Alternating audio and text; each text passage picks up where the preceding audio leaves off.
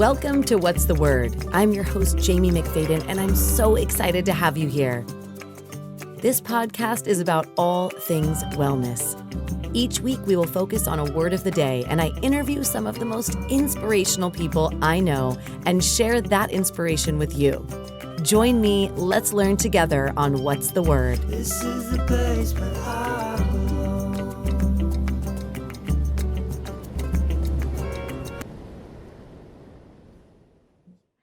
Hi, and welcome back to What's the Word? I'm your host, Jaime McFaden, and today we have an incredible interview that I've been really looking forward to, and it's one that has been pushed off and pushed off and pushed off for way too long, but here we are today with Shannon Montgomery. She is a fitness attorney, and I can't wait to dive into what that means in just a little bit. She is going to talk with us today about the word relentless, which is also one of my favorite words and also one of my favorite books by Tim Grover. So welcome to the show, Shannon. How are you doing today? I'm good. Thank you so much for having me. This is such a treat. Oh, you are such a treat. And I'm just so happy to have you on here. So for those of you that do not know Shannon thus yet, go check her out right now at Lifting Lawyer on Instagram. She will inspire you immediately. I am certain of that. And I'm sitting here getting to look at those beautiful guns that she has going on here. So let's dive right in. What made you choose the word relentless, and what does it mean to you? Oh gosh. So typically I'm a pretty intense person. And about a lot of, if I'm not super intense, then I just don't care. So a lot of people would probably describe me as like pretty relentless when it comes to my goals or the things that I decide to attach to. I will not give up on going after whatever that thing is. And the word relentless, I feel like, has always truly described just my personality and how, I mean, not that I'm not like fun and, carefree and all those things, but I'm like type A. When I pick a goal, there's nothing that's going to stop me from at least trying to achieve it. Obviously there are certain things in life that will probably just never happen, but that doesn't mean I'm not going to try. And relentless, I feel like that's just the 100% the best way to describe my view on life and going after the things that I want. So I love that. And I will just say right now, just those, because relentless to me is I agree with you. It's one of my go-tos. And, I am someone in my life, and I think anyone that's in this audience listening right now knows you could knock me down 100 times. I'm going to keep getting back up. I'm going to keep fighting the fight. I'm going to keep going. And just when I asked you, your title, and you said fitness attorney, right then and there, it's like, okay, she competes in fitness competitions and she's an attorney. So she's not only incredibly strong, she's also incredibly smart. And now she's taking those two things and bringing it so that you can help a lot of people in the fitness industry. Also, I think, to be a little bit more relentless within their own brand. So let's tap into that a little bit. What exactly is it that you do as a fitness attorney? And what would you like for other fitness enthusiasts or, people that are listening right now that rings a bell to them? What would you like them to know or kind of start to consider? That is a loaded question. So I guess I kind of carved a little niche for myself as an attorney. Typically, I guess what you would say I do is more transactional work. So when people are like, oh, do you go to court? So no, I handle the back end sort of business work for people. And when I first started practicing, I wanted to be a sports agent, and just my love for fitness and my love for training and health and wellness and all of that. I wasn't making it in the sports agent world, but B, when I had to become a real attorney, I was doing actual attorney work like bankruptcies and foreclosures, and that was no fun. So I decided there had to be something I could do to kind of marry the two things. Well, the one thing that I had to do, the skill set, and then the one thing that I love, which is fitness. And just because of my Instagram handle and just things like that, people realized that, hey, this is a girl who really likes fitness and she's also a lawyer. Maybe she can help us. So these were people who were gym owners or influencers, fitness brands, and they were afraid of attorneys for the most part, but they realized that I kind of speak the same language and I am as dedicated and relentless in my health and fitness pursuit. So I'm probably similar as a lawyer. And one thing led to another, and I just kind of built my practice my main goal is to help individuals in their fitness brands, because that is going to affect so many people, like coaches, those are things that I don't do. I can't coach somebody to lose 50 pounds and make their life healthier and happier, but I want to be the person to help the coach to help that person. Mhm. So, I just help protect the brand with trademarks, copyrights. I do a lot of contracts. I do business entity formation, which people are like, oh, I set up my LLC. And I'm like, good, perfect. That's a great place to start. Everyone always wants to know, like, where do you start? That's it. Form an LLC. If you're the only one, and you're starting your business, that is always like your best first step.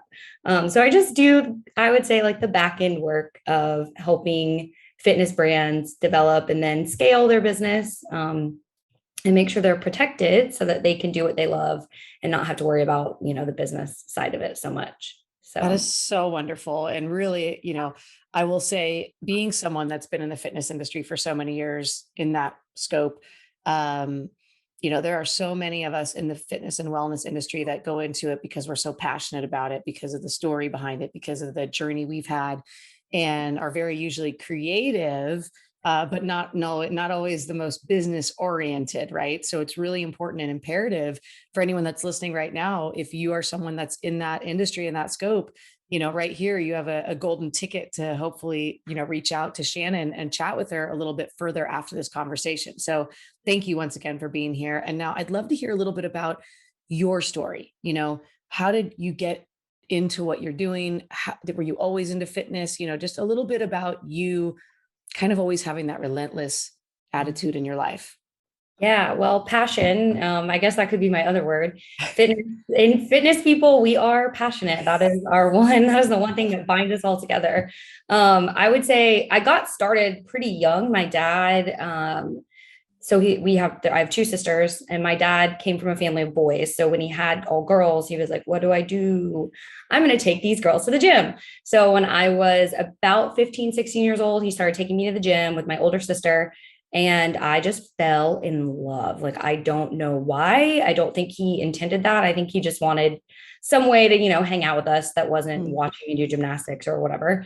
But I loved it. I mean, he taught me how to do all the basics, squats, deadlifts, and machines, and how to do reps and sets and progressive overload, like all of those traditional things.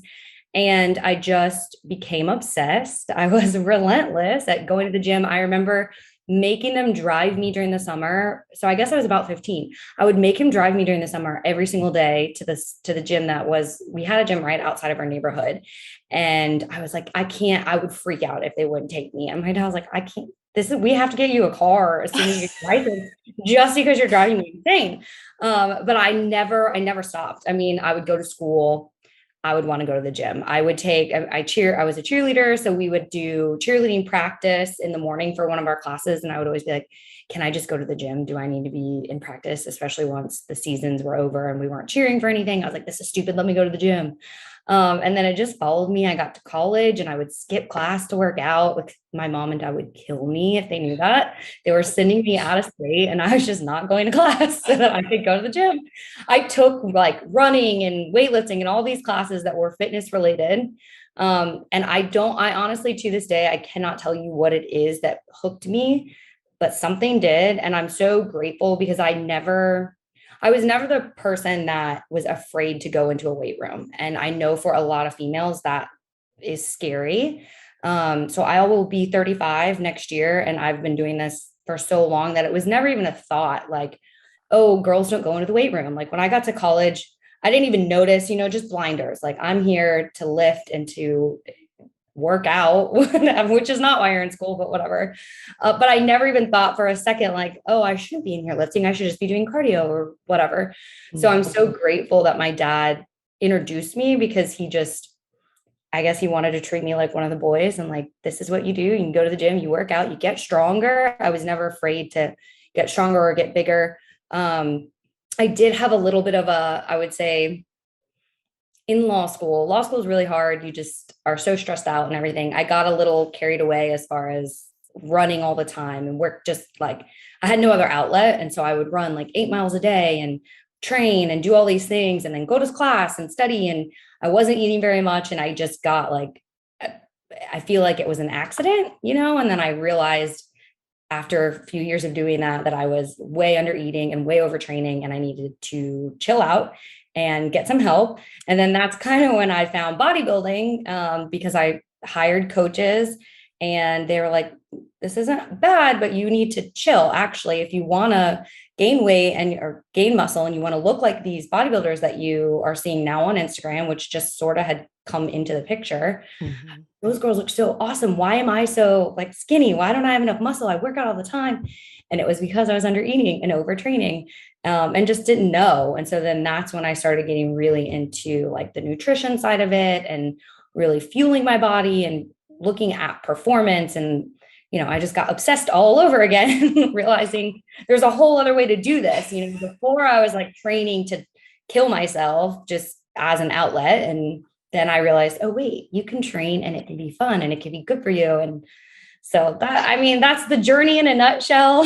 Yeah. No, and that just raised a couple of thoughts for me that for those that are listening right now, because this is something consistently I've heard for many years is, oftentimes women are nervous to go in a gym. Like you said, they're either just right on the cardio machines, and that's where they feel comfortable, or they go and potentially lift like really light weights because they're afraid to get bulky. Right.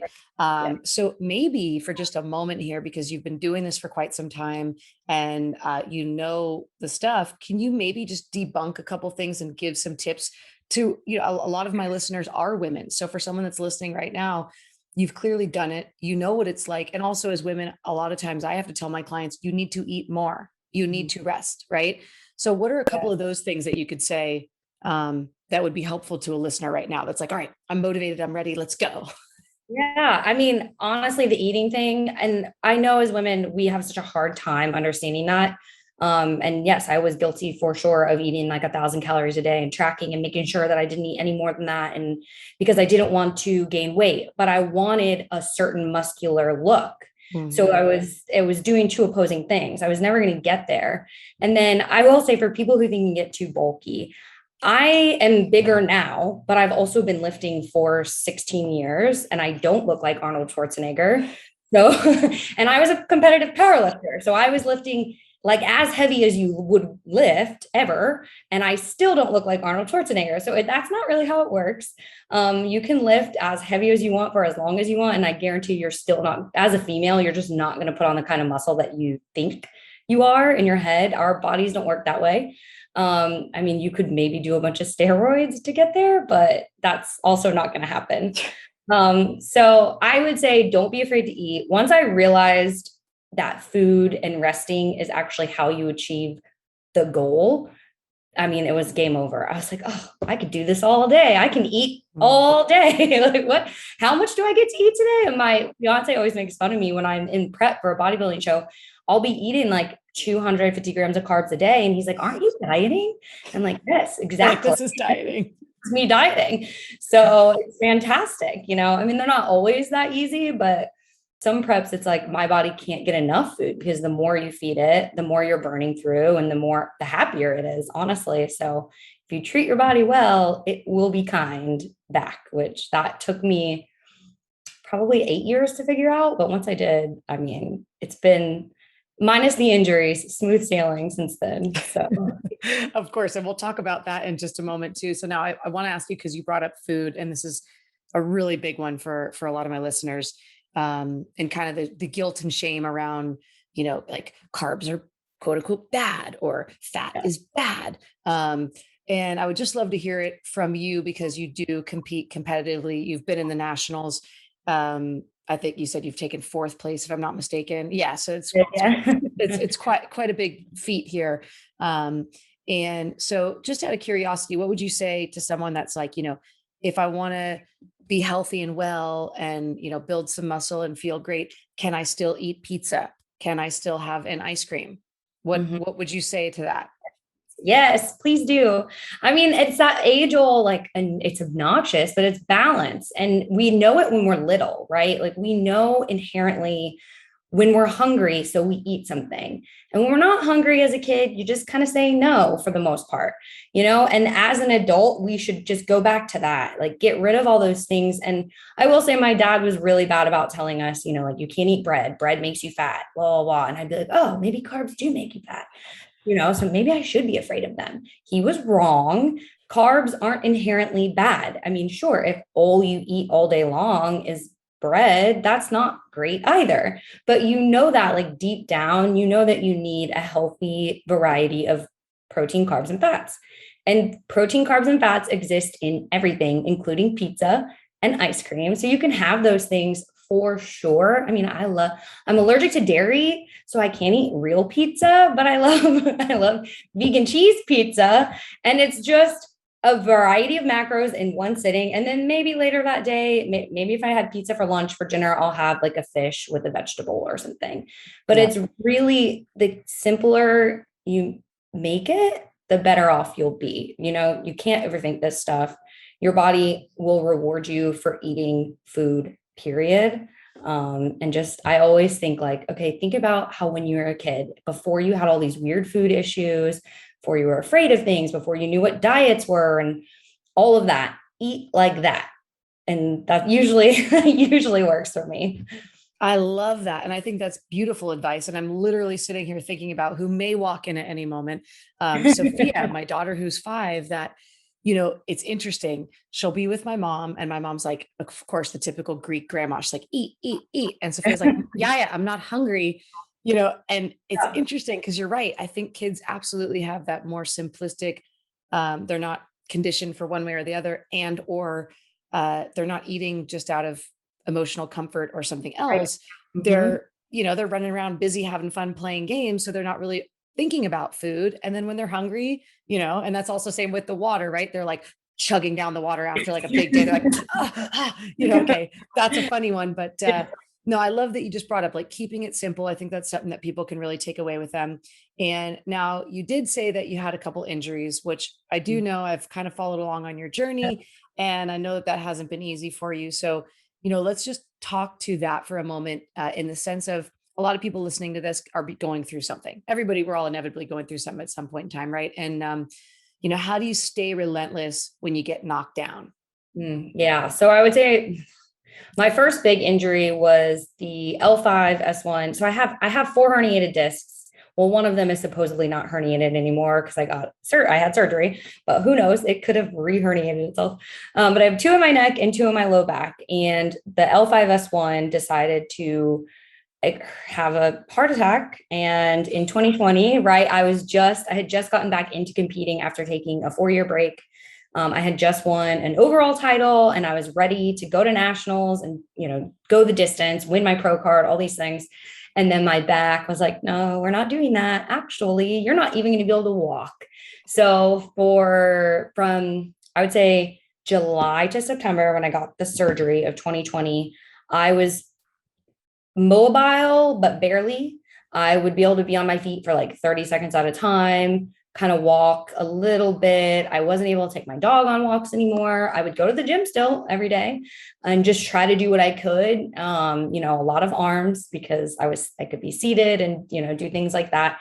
But in my head, I knew it was just a season that I was in. It wasn't for the long term. I knew there would be a way out somehow. I had to go to a ton of rehab, visit relentless amount of doctors. I mean, I think I saw 4 or 5 different surgeons. I saw some stem cell people. But then finally they were like, you need to have an operation. There's no way around it. So I finally got the surgery. The recovery was 12 weeks of nothing. I was allowed to walk, but because I could walk, I was so excited. I mean, because I hadn't been really able to walk and be pain-free. So that 12 weeks, I did what I was told. I only walked, but I kept in my head, if I do this the right way, when I'm done, then I'm home free and I get to go back to doing the things that I love. So that was the struggle, trying to keep myself from going to the gym. Because once I started to feel better, I was like, well, I could probably just go and do a little bit of this, do a little bit of that. And my fiance, my friends, everybody, they were like, no, you're going to walk and that's all you're going to do. So I did that. And then did the PT, and I got back in the gym. And so that's been a year. All last year, I felt like I was in recovery, just trying to refigure out how to squat and deadlift and all those things I used to love. I don't lift as heavy anymore, just to be safe. But I feel like I found a new normal for how I would train and everything. So I'm not like going crazy in the gym anymore. Yeah, I'm getting older, so I'm trying to be careful, but it's still training, and I still, love it. But then the other day in March, early March, I dropped a 45-pound weight on my foot. So I broke it. So I just on May 5th actually is when I got the boot that I was in. So I was non weight bearing for 8 weeks. So I was like, again, really? This is happening again? So that was not being able to put weight or do anything with my foot for 8 weeks. We moved into a brand new house that we just bought, all this stuff. And there was nothing I could do. I was like, I'm sorry, I'm on a little knee scoot everywhere I go. But at least with that, I was able to get into the gym and do upper body. And I would do like one-legged workouts, things like that. But again, I just had to remind myself, this is just a season, and there's a lesson in here somewhere. I think part of the lesson for me is I need to slow down sometimes. I need to rest, relax a little bit, and be more appreciative, because even though I swear I say thank you every night, I'm a Christian believer in God. And I'm like, thank you, God, for this body and for this passion and these things that I have that make me love fitness, because I know not everybody has that. And I'm like, I still must not be appreciating it on the day to day like I should be. Maybe I'm not resting enough or something, or I am too hyper focused on all these things and letting things stress me out, when really I should just calm down and be in the here and now. And so I'm hoping that this is the last injury and that I've learned my lesson. But if it happens again, it happens. I feel like the more you're in the gym, it's almost unavoidable. So I'm sure I'll have another injury at some point, but I'm getting very creative on ways to work out injuries. So and creative on ways that you're injuring yourself as well. yeah, exactly. Nonetheless, and this is why I was so happy to have you on here today, is you have a huge smile on your face, you're glowing, and you radiate joy. And really the word that you chose, being relentless, that no matter what comes your way, no matter what happens, to remind each and every one of us to take those moments at night, to whether it is thanking God, thanking source, thanking our bodies, however we want to look at that. It is so important to acknowledge this moment, right? Because this is all we have that we know of in this human body right now. And we're so blessed to have this. So, with that being said, we're going to start to wrap things up here. And I want to ask you, when it comes to your own self-care, obviously I know you work out, so we got that one covered. What are other things that you do for your self-care, or to the flip side of that, what do you need more of? So I just started a new job at a different law firm. So I merged my law firm with another law firm. So I have more resources and all these things, but with that comes more responsibility, as far as I have somebody else's time that I need to be concerned about as opposed to mine. So I used to be very diligent with my morning routine. I read a devotional, and then I would journal for a little while.